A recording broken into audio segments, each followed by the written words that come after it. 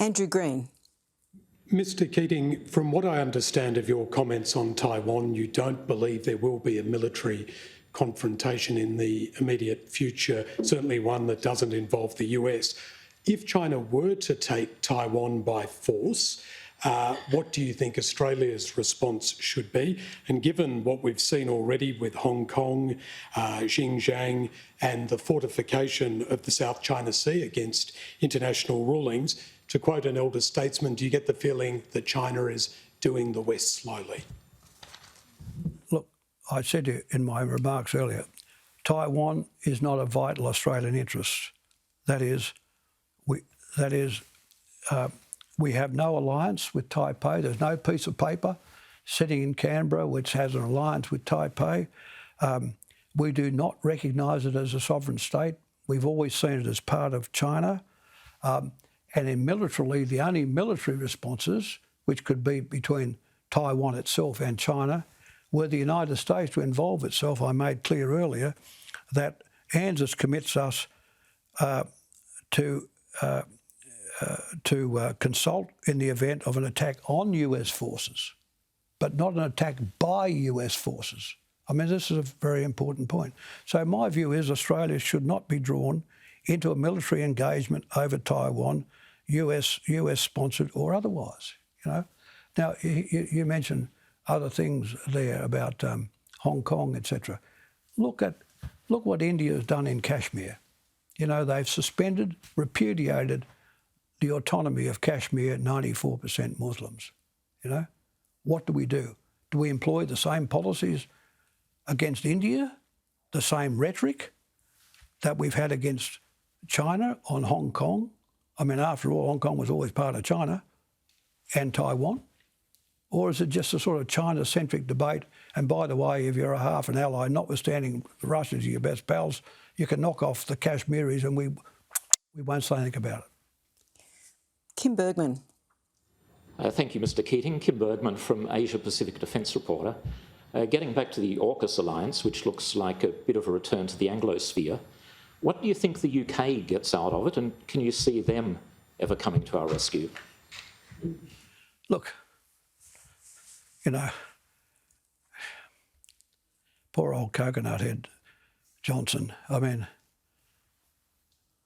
talk about fantasies. Britain took its major battleships out of East Asia in 1904. You know, it had a half a bet on Singapore in the 1940s and that failed.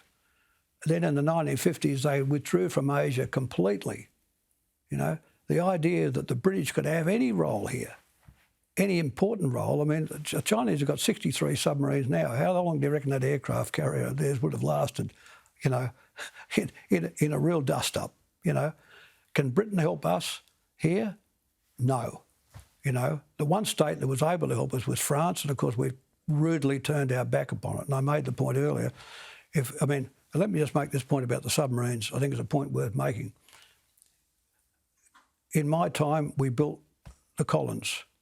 We won't be able to wait for the antiquated Virginia-class submarines to arrive when there's half a dozen of them, in other words, a force of them, in the 2040s and 50s. I believe we're going to have to do two important things.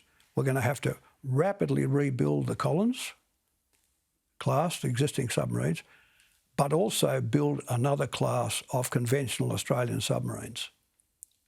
In other words, a son of Collins or a daughter of Collins, however we like to talk about ships at sea, that we should be thinking now about a traditional diesel-powered, quiet, effective submarine with reasonable range, which we could well and truly build with our own resources before these hunter-killer Virginia-class submarines arrive. And if we don't think that's a solution, we ought to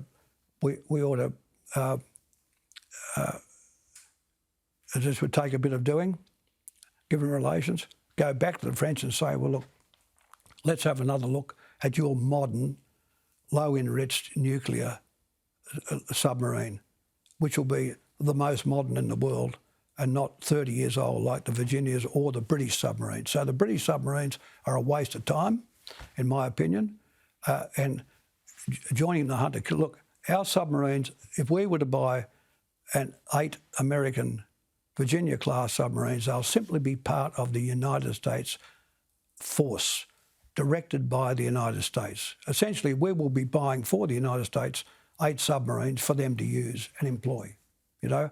And we're already being told you need nuclear-capable engineers on board the submarines anyway, Australian submarines, and we'd be in that position.